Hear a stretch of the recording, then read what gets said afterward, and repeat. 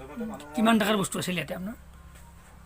নমস্কাৰ, আচলতে মই খনীন্দ্ৰ দাস আৰু এই খনীন্দ্ৰ দাস বুলি কওঁতে ইয়াতে মোৰ টোটেলি ঘৰ বন্ধাই টন্ধাই সকলো মিলি বাকী খেৰ তেৰ যিখিনি মেডিচিন অৰ্গেনিক খেতি হয়তো এইখিনি মোটামুটি মোৰ 10,000 মান টকা খৰচ হৈছে। ইয়াৰ প্ৰাথমিক আৰম্ভণিখিনি আপুনি যে মেডিচিন দিয়ে, আপুনি এই খেৰটো কেনেকৈ কি কৰে, এইটো সৰু পলিথিনৰ ঠোঙাটো আপুনি এনেকৈ কেনেকৈ সোমাই এইখিনি গোটেই কথাখিনি ক'ব নেকি? এইখিনি ক্ষেত্ৰত যদি আপোনাক মই ক'ব লাগে হয়তো থুলমূলতে ক'ব লাগিব। প্ৰথম খেৰটো আনিলে খেৰটো কুটি কুটি মানে তাক নেক্সট ৰাতি তিয়াব লাগিব। তিয়াৰ পিছত নেক্সট ব্লেচিং পানীৰ মানে শোধন কৰি ল'ব লাগিব সুন্দৰভাৱে।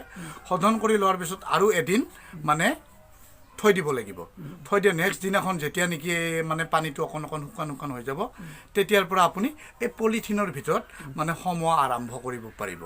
আৰু ঠিক তেনেকৈ তাত কিছু অলপ মেডিচিন থাকিলে গতিকে মূলতে চূণটোতো নিতান্ত প্ৰয়োজন লাগিবই লাগিব। আপুনি মোটামুটি মাহত এতিয়া কিমান মানকৈ পইচা পাই আছে? এনে মাহত বুলি কওঁতে আমি যিটো এটা BSK গ্ৰুপৰ জৰিয়তে এইটো লিংকটো পাইছিলোঁতো আমি নেটৰ জৰিয়তে, ঠিক তেনেকুৱা ক্ষেত্ৰত তেখেতসকলৰ মতে এটা চিলিণ্ডাৰত মানে 3 কেজিকৈ হ'ব লাগে। কিন্তু 3 কেজি মই যেতিয়া ধৰা নাই, এতিয়া যেতিয়া নেকি মই আৰম্ভ কৰি দেখিলোঁ 2 কেজিটো মানে সহজভাৱে হয়। 2 কেজি হ'লে কেঁচা ওজনত বেছি আছোঁ যেনিবা মই 200 টকা কৰি, আৰু শুকাটো যদি দিব লগা হয় তেতিয়াহ'লে 680 টকা কৰি তেখেতসকলে লৈ যায়। গতিকে এনেকৈ হয়তো মোৰ পৰিয়ালখন জীৱিকা কৰি আছোঁ। এইখিনিয়ে কথা। ঠিকে আছে, মই নেক্সট আপোনাৰ তালৈ আহিম আৰু আমাৰ যে SB এডভাইচ 365 চেনেলৰ পৰা আপোনাক ধন্যবাদ জনাইছোঁ। আৰু আপোনাৰ লগত বহলভাৱে আমি কথা পাতিম, বহল গোটেই দৃষ্টিভংগী দি আমি চাম। আৰু আমি আজি ক'ব বিচাৰিছোঁ যে নিবনুৱা সমস্যা সমাধান এইটো এটা ৰাস্তা।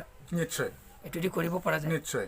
যদি মোটামুটি ধৰকচোন আপুনি 10,000 টকা দি আৰম্ভ কৰিছে, যদি আপুনি ধৰক মাহত 40,000 মোটামুটি 15,000 টকা আহে আপোনাৰ। 15,000 টকা যদি আপুনি 20,000 কৰিলেহেঁতেন, 30,000 আহিলেহেঁতেন। হয়। আৰু ঘৰটো আচলতে টিন পাত হ'ব লাগে নে খেৰী ঘৰ হ'লে বেছি ভাল? এনে খেৰী ঘৰ হ'লে খুবেই উপযুক্ত। এই ক্ষেত্ৰত যি গতিকে পৰিয়াল হিচাপে খুবেই দুখীয়া, মাটিকালিনো সিমান এটা নাই বুলি ক'ব লাগিলে। আৰু প্ৰথম মোৰ ঘৰ জীৱিকা চলোৱা উপায় হিচাপে ইয়াকে মই প্ৰাধান্য কৰি লৈছোঁ। আৰু এই ক্ষেত্ৰত আপোনালোকৰ জৰিয়তে যদি কিবা চৰকাৰৰ পৰা সহায় সাহাৰ্য পোৱাৰ এটা অনুদান পাওঁ তেতিয়া নিশ্চয় আকৌ আগলৈকে যোৱাৰ বাবে হয়তো মই আশা কৰিছোঁ। এতিয়া মই 11 তাৰিখ নহ'লে 16 তাৰিখে মই DICৰ ব্ৰাঞ্চ মেনেজাৰ আৰু CSDৰ লগত কথা পাতিম, একেলগে বহিম। মই গোটেই ভিডিঅ'টো তেখেতক দেখাম আৰু আপোনাৰ লগত মই ফোনত লিংক কৰি দিম। আৰু তেওঁলোকে আপোনাক নিশ্চয় সহায় কৰিব। আৰু তেওঁলোকে এইবিলাক উদ্যোগ বহুত ভাল পায়। বিশেষকৈ আমাৰ CSD আৰু DICৰ ব্ৰাঞ্চ মেনেজাৰ খুব ভাল মানুহ আৰু এই বিৰাট ইণ্টাৰেষ্টেড। তেওঁ সদায় ইফালে অহা যোৱা কৰে আৰু সদায় আহিব, মানে তেওঁৰ লগত ভালে থাকি মানে মই চিনাকি কৰি দিম।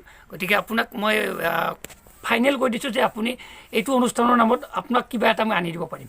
নিশ্চয় সেই ক্ষেত্ৰত আপোনাৰ ওচৰত মই নিশ্চয় এটা ভাল এটা আশা ৰাখিলোঁ। গতিকে কেনেকৈ মোৰ পৰিয়াল মোৰ সংসাৰখন মানে আগলৈকে মই শিক্ষা দীক্ষা সকলোখিনিত মই আগবঢ়াই নিব পাৰোঁ, তাকেই সাৰগত কৰি হয়তো আজি মই আপোনাক এইখিনি কথা অৱগত কৰিলোঁ। Thank U.